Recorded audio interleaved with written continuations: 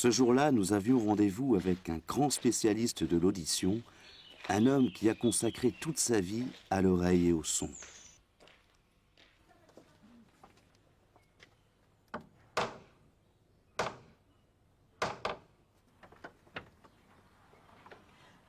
Bonjour, messieurs, dames. Bonjour, mademoiselle. Soyez les bienvenus dans cette maison. Une maison qui est ancienne, comme vous savez. Merci d'être venu jusqu'à nous. Merci à vous. Approchez, s'il vous plaît, du salon.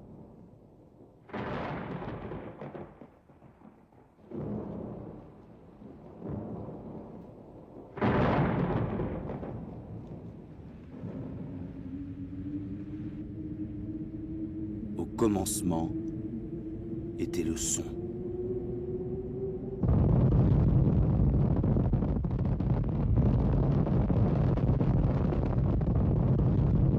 Selon certains, le monde, avant de naître, était parfaitement symétrique.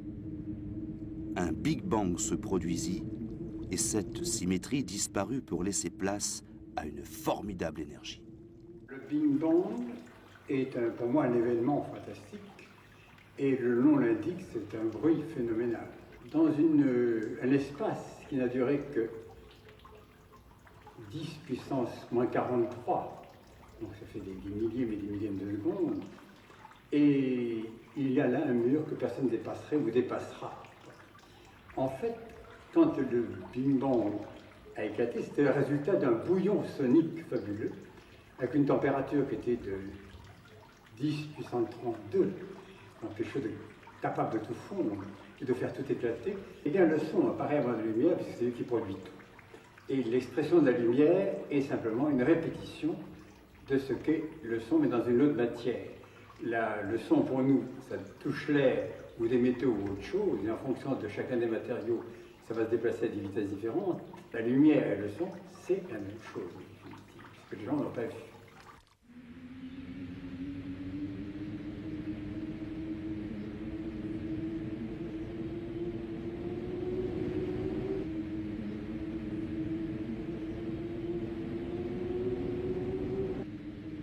La nature est un temple où de vivants piliers laissent parfois sortir de confuses paroles.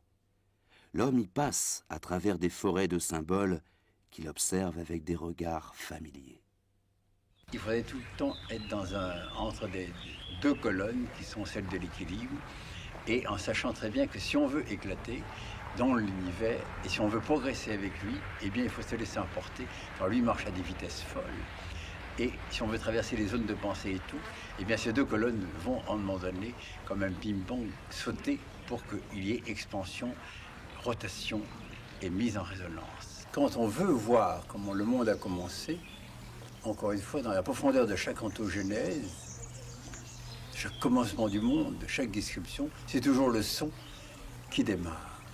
Et après, tout le reste se construit. Je ne pense pas que dans l'intérieur de chacun des hommes, il n'y ait pas une mémoire éternelle, qui leur permette de trouver ontologiquement cette réalité. En tout cas, ça ne coûte rien de le supposer. Si jamais on aimait cette hypothèse, nous avons la chance subitement de découvrir que tout s'explique jusqu'à la naissance du monde, jusqu'à la création, jusqu'à la gravité, enfin tous les problèmes que les astrophysiciens se posent depuis des temps. Et je n'ai pas encore trouvé, en face de cette hypothèse, d'éléments contradictoires. Je crois que c'est ça la preuve.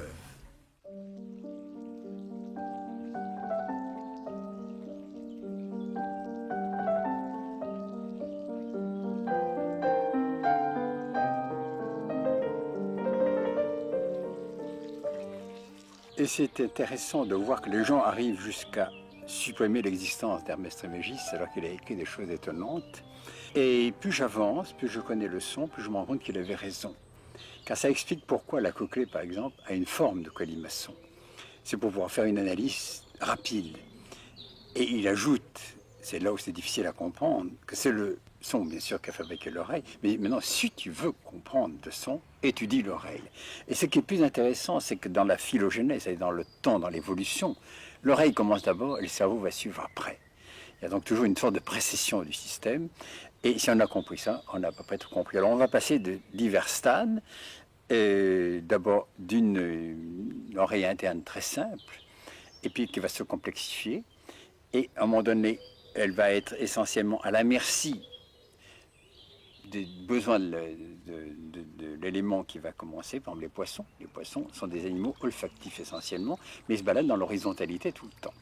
Puis un beau jour, il a fallu sortir de l'eau, puisque la Terre a un peu changé.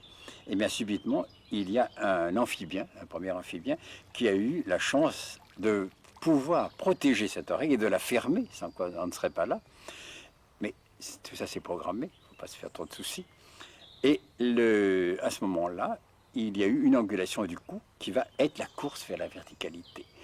Et le vestibule de départ, cet appareil qui donne l'horizontalité, va voir s'ajouter le sacule qui va donner déjà un allongement du cou. Et ce cou va se prolonger de plus en plus, notamment quand va apparaître le démarrage de la cochlée chez les oiseaux, la lagena, on a un cou qui s'allonge considérablement. Et enfin, à partir des mammifères, l'oreille devient à un moment donné beaucoup plus complexe et la cochlée apparaît qui va donner la verticalité. Alors qu'est-ce que c'est que le sacule? C'est un appareil qui sait déjà mesurer les sons, mais sans affinité, sans rien, pour zoomer l'histoire, en ajouter la cochlée. Alors qu'est-ce que c'est que la cochlée? Eh bien c'est au sacule ce que les canaux semi-circulaires sont au vestibule. Que sont les canaux semi-circulaires? Eh bien ce sont des appareils qui vont augmenter la sensibilité de l'utricule, cette partie qui se ferme, qui vont l'augmenter pour que l'animal puisse se déplacer dans tout l'univers. Mais ce qui fait l'analyse fine, c'est justement la cochlée qui a une forme de cloche, qui arrive au bon moment. C'est très riche en fréquences aiguës. Et si vous aviez la chance de pouvoir mettre votre main à ce moment sur la cloche, vous verriez que la partie de la base, la partie ouverte, donne que les aigus, une fréquence très élevée, alors que la partie haute, là où la cloche est pendue, eh bien, ne donne que les graves. Et c'est comme ça qu'est fabriquée l'oreille. Autrement dit, un bruit comme celui-ci met en résonance notre cochlée, qui est une cloche, qui marche à sa manière, mais si bien que les sons vont se placer par tranches isofréquentielles de même fréquence sur tout l'ensemble, mais l'appareil est un peu petit dans l'oreille interne. Pour augmenter cette sensibilité, vous avez un ruban qui s'est collé tout autour de 2 tours et demi, 3 tours de spire, qui fait que les sons se placent spontanément sur l'ensemble à l'intersection de ce ruban et de la zone isofréquentielle.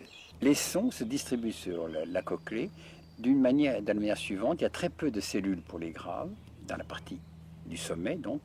Il y a quelques autres cellules un peu plus nombreuses pour les médiums et il y a 24 000 cellules pour les aigus.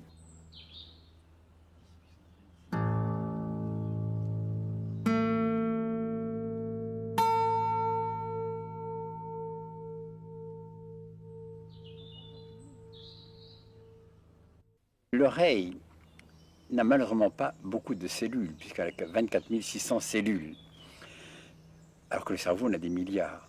Mais il y a 4 étages, et chaque étage donne, chaque fois qu'une cellule se met en route, elle en attaque 70 autres, lesquelles vont attaquer chaque cellule 70 autres. On arrive déjà à 10 millions de cellules au niveau de la projection sur le cerveau dans l'aire gauche. Je crois que pour bien comprendre l'analogie qu'il y a entre les deux, oreille et cerveau, c'est le même organe. Quand on a compris ça, on a fait un bond déjà extraordinaire.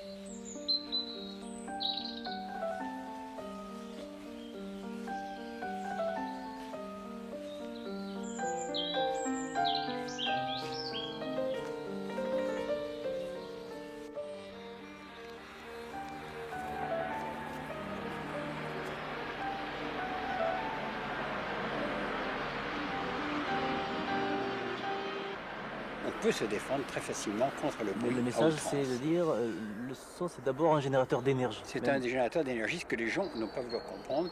Et actuellement, les gens se calfeutent, ils ont tous confondu sonorisation et insonorisation. Quand vous êtes dans une pièce trop calfeutrée, trop moitée, il n'y a plus de communication. À l'inverse, si vous isolez d'un bruit comme celui-ci pour pencher à autre chose, eh bien, il faut qu'à l'intérieur, ce soit réverbérant pour que la voix prenne le relais.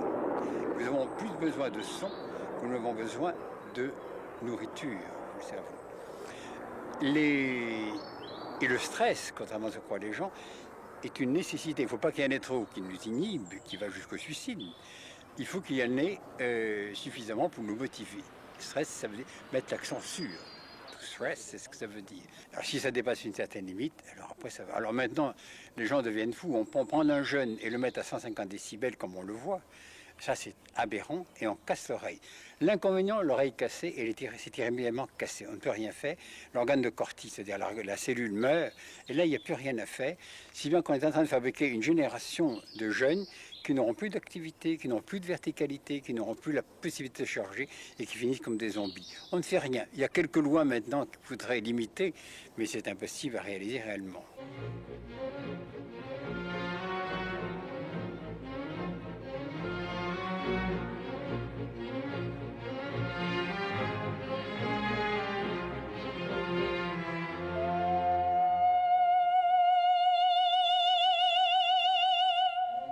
Comme de longs échos qui de loin se confondent dans une ténébreuse et profonde unité, vaste comme la nuit et comme la clarté, les parfums, les couleurs et les sons se répondent. Le poète aurait-il raison? Il avait raison. Il était très lié justement aux coïncidences et aux correspondances. Et quand on a compris que le son et la lumière c'est la même chose, on comprend également plus profondément le système. Et nous avons une preuve, c'est que lorsqu'on incline les gens à entendre de telle et telle manière, et qu'on leur demande de dessiner, quel que soit leur âge, quels que soient les systèmes, si on passe dans une bande qui est comprise entre 1000 et 2000 Hz, ils dessinent en jaune. Si on donne une bande plus étalée, ils vont dessiner à un moment donné la bande dans laquelle on les entraîne. Et il y a une sorte de convergence, si bien que les sons graves répondent depuis le noir, qui est une couleur presque morte apparemment, et encore qu'il y a beaucoup de noirs différents, et vers les aigus, on va arriver dans les couleurs froides, le bleu, l'indigo. Et entre les deux, il y a des correspondances. Le rouge, par exemple, correspond, pour une part, à la région déjà des 500 Hz. Tandis que lorsqu'on part plus bas vers les terres de Sienne, on se balade encore plus bas vers 125 Hz. L'Hertz étant, à un moment donné, la période qui définit le système. Vous avez ensuite le jaune qui répond là où l'œil voit mieux. Et c'est peut-être une couleur qui nous appelle beaucoup. Et c'est aussi la couleur de l'allergie, en définitive, il faut faire un peu attention. Mais le jaune chante au maximum de la vision de l'œil, mais chante aussi au maximum de l'audition. C'est là où nous avons la plus grande perception. Puis après, les couleurs froides commencent avec une défaillance toujours vers le vert. À moins d'être un poète, un grand peintre, on n'entend que 1 ou 2 ou 3 ou 4 verts. Et des peintres arrivent à connaître bien jusqu'à 50 verts, plus teintés vers les jaunes, plus appelés vers les bleus. Et puis alors après, vous avez la gamme des bleus jusqu'à l'indigo. L'indigo qui est le bleu de nuit, voilà, on le retrouve, dans lequel c'est un mélange de mauve et au fond de rouge écarlate. Donc il en rejoint une boucle qui se ferme.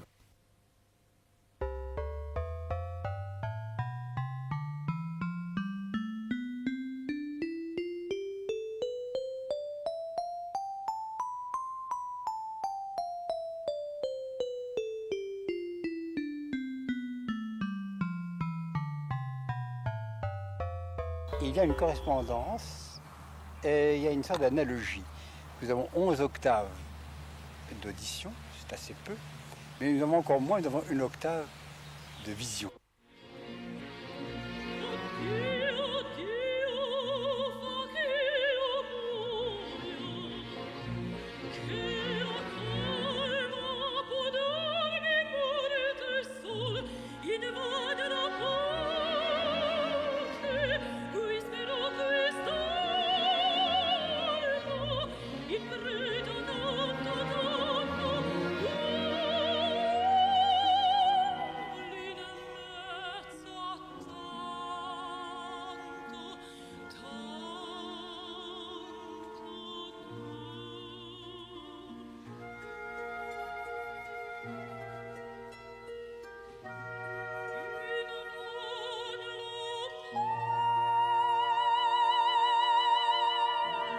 Si j'avais à induire quelqu'un dans le chant, je commencerais à lui apprendre d'abord ce que c'est que la vibration osseuse, c'est l'élément majeur, et à lui apprendre qu'il a un instrument qui s'appelle le squelette. Ce squelette, encore une fois, vibre quand on sait bien se tenir, parce que le larynx touche la colonne vertébrale, et le larynx est ce qui vibre, mais ce qui chante, c'est le corps. C'est que les gens ont oublié. Dans un violon, ce qui chante, c'est le violon, et la corde est là pour le faire vibrer, prêter la ligne.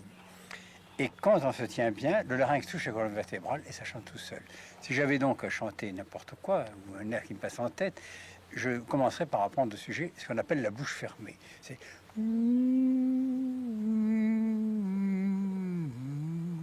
Bon, chanter, c'est donc ne rien faire, si ce n'est une bonne qualité de voyelle qui chante d'elle-même.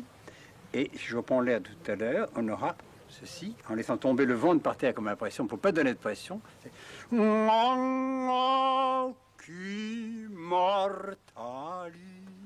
Il y a des musiques, il y a la musique avec un M majuscule, et puis ensuite il y a des expériences sonores tout à fait différentes. Ce qui différencie la musique du bruit, c'est qu'une a des rythmes, a des choses qui sont d'une autre qualité. L'homme est en fait happé vers le haut, il est happé vers l'écoute, il est happé vers le sommet. Il est toujours en train de chercher un refuge, toujours en train de chercher un petit rocher, toujours pour être en dehors du monde. Autrement dit, quand on regarde bien comment il est fait, il y a le sacrum, qui est le sacré, personne n'y pense assez. C'est sacré, ensuite une colonne qui est en partie haute, mais c'est un triangle ouvert vers le haut, ou même une pyramide ouverte vers le haut. Et cette pyramide a comme sommet le sacrum, et ensuite avec une ouverture vers la partie haute, et la base s'en va haut, avec les deux clavicules qui sont bien tenues horizontales. Si les clavicules ne sont pas horizontales, il n'y a pas de langage. Alors le mot clavicula, qui a donné clé dans toutes les langues européennes, qui tout ce qu'on veut, eh bien, ça vient de clavicula. Clavicula, qui est un mot sanskrit, qui a donné clavicula en latin. Eh bien, en sanskrit, ça veut dire la clé de la posture du langage. Si les deux clavicules ne sont pas horizontales, il n'y a pas de langage. Je me tiens comme ça, bon, foutu le camp. Bon, dès l'instant où je me mets comme ça, je retrouve mon timbre, ma voix et ma facilité. C'est déjà quelque chose d'important. Et puis alors, il y a un deuxième triangle, et qui lui part du sommet du crâne à la partie postérieure, l'apophyse occipitale, et qui va descendre le long de toute la colonne vertébrale par les muscles latéraux de la colonne, et qui va s'implanter au niveau des hanches. Autrement dit, il y a un élément qui va monter. Cet élément qui va monter fait partie de ces titans qui essayent d'atteindre le ciel, ça arrive, mais avec quelle peine. Nous avons un grand modèle, c'est Beethoven. Beethoven était une force de la nature qui essayait, mais quand il écrit sa dernière partie, il a mis 9 ans pour la faire, qui est l'hymne à la joie, c'est une hymne de souffrance effrayant. Parce qu'il était, en plus, il a été devenu sourd, et donc c'est une composition essentiellement intellectuelle. Un autre a fait également une belle architecture, très mathématique, c'est Bach.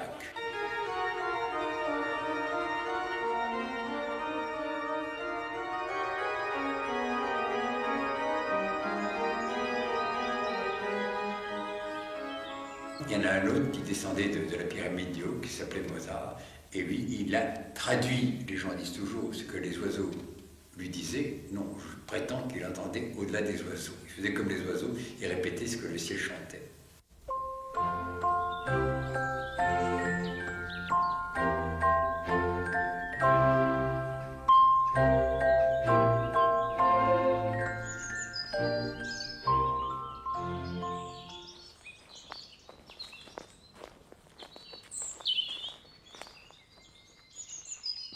Celui qui a répondu le plus à l'harmonie, et qui n'était que l'harmonie, c'était Mozart. Et celui qui l'a perçu le plus, c'est Haydn, qui, quand il a rencontré Mozart pour la première fois, il avait déjà un certain âge, Mozart était jeune, il avait une vingtaine d'années, il s'est écrié « J'ai enfin découvert ce que l'harmonie était ». Lui qui a cherché toute sa vie l'harmonie. Et ça veut dire quoi? Eh bien, harmonie, c'est la sympathie, c'est rentrer en sympathie avec l'univers.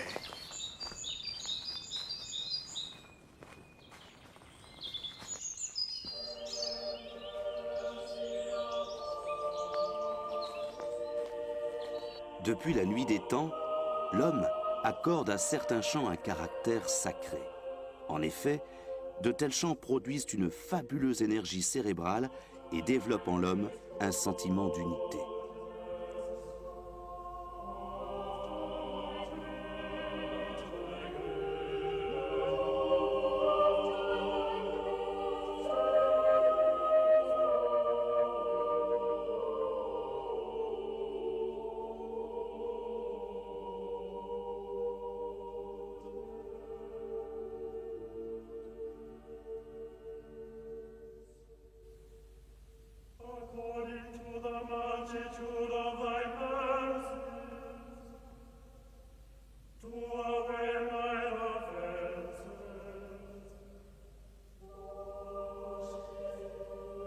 depuis des générations, et ça depuis des millénaires, les hommes ont cherché des sons qui leur permettaient d'atteindre le sacré.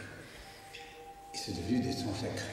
Il est évident que s'il y a un contexte, des paroles qui en même temps s'ajoutent, ça permet d'avoir une élévation beaucoup plus grande.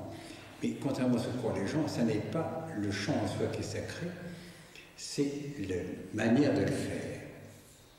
Manière de le faire, c'est-à-dire qu'à un moment donné, tout le corps se prend à chanter et on arrive à une dynamique de charge permanente. Eh bien, si j'avais à moduler pour que vous puissiez comprendre, vous pouvez prendre quelque chose par exemple, qui même sans parole est déjà fantastique. Si j'ajoute des paroles, après ça va changer. Si je m'amuse à faire par exemple ceci.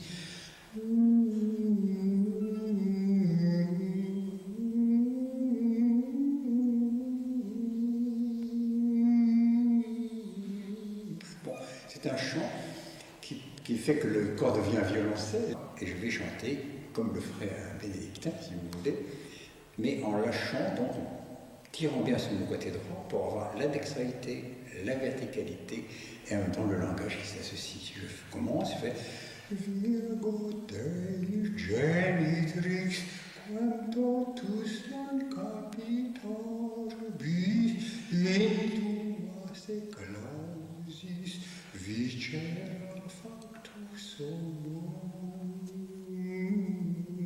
Alléluia. Le tibétain fera un Aum surtout, prétendant que le Aum est une contraction de tout. C'est très spéculatif. Il pense qu'en prenant la première lettre et la dernière, la plus grosse ouverte et la plus fermée, eh bien, on a la chance d'avoir inclus tout le langage. C'est une vision d'esprit. Mais en fait, c'est pour apprendre aux gens à faire résonner tout le corps. Alors, on peut lâcher l'ouverture la plus grande, A pour un tibétain, Aum. Si vous faites l'analyse de ces sons-là, ils sont extrêmement riches en aigus. Et dans les Avestas, qui sont les chants de Mésopotamie, qui sont vieux de 7000 ans, et qui commençaient par G, pour savoir où mettre la langue. Et au lieu de dire Aum, ils disaient Gaum, Gaum, Gaum. Là, ma langue est en place et le son est beaucoup plus sonnant comme une cloche. Chez les Hébreux, le son est également très, à la fois viscéral, très corporel, mais d'ascension très haute. Si je fais par exemple Usche auf dem Main Betsason, Usche auf dem Main Betsason, il y a à un moment donné toujours l'association du corps et la partie qui s'envole toujours partir. C'est un chant de marche, c'est peut-être le chant le plus vieux que l'on connaisse, c'est La fille à la source. Mais c'est un chant de marche. Et ils le font en marchant. Usche auf dem Main Betsason, Usche auf dem Main Betsason, Usche auf dem Main, Main, Main, Main, Main Betsason, Main, Main, Main Betsason.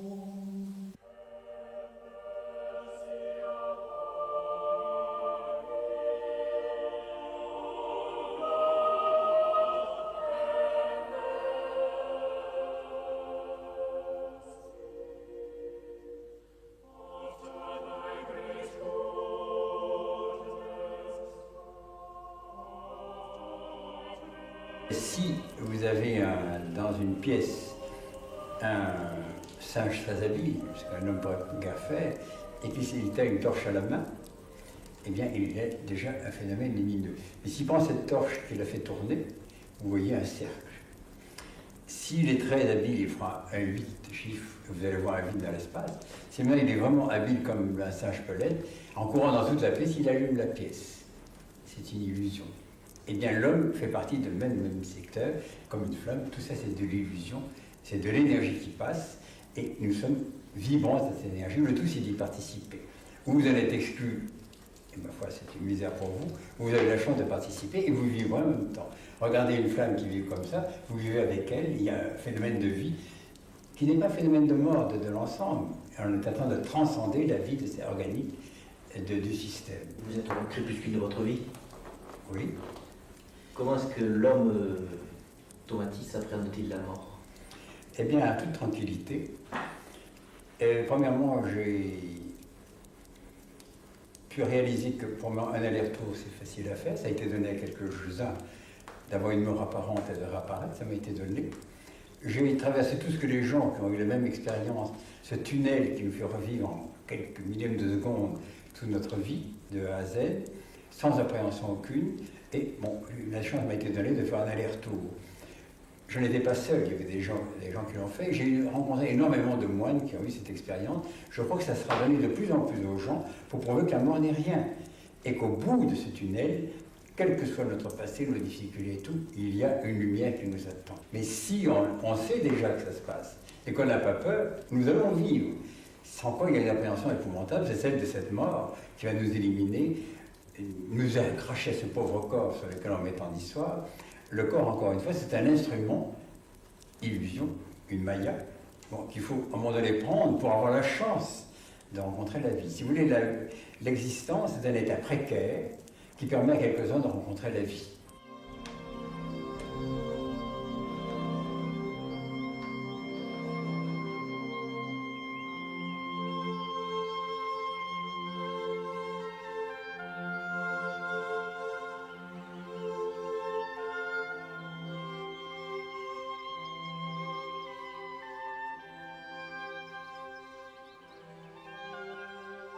Derrière les ennuis et les vastes chagrins qui chargent de leur poids l'existence brumeuse, heureux, celui qui peut d'une aile vigoureuse s'élancer vers les champs lumineux et sereins, celui dont les pensées, comme des alouettes vers les cieux le matin prennent un libre essor, qui plane sur la vie et comprend sans effort le langage des fleurs et des choses muettes.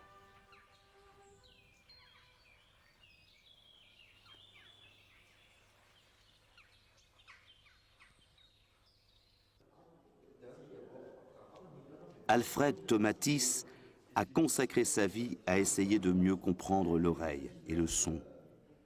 Et après 50 ans de labeur, il reste la simplicité de l'homme à la recherche d'une harmonie avec l'univers. Un homme à l'écoute de choses simples et pourtant essentielles, comme un lever de soleil ou le chant d'un oiseau.